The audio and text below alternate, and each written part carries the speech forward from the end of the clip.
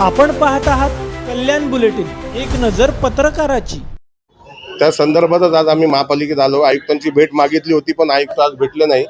पण त्यांच्या उपायुक्तांना आम्ही निवेदन दिले की ही जी मास्क बंदीची नोटीस तुम्ही व्यापाऱ्यांना दिली ती लवकरात लवकर मागे घ्या।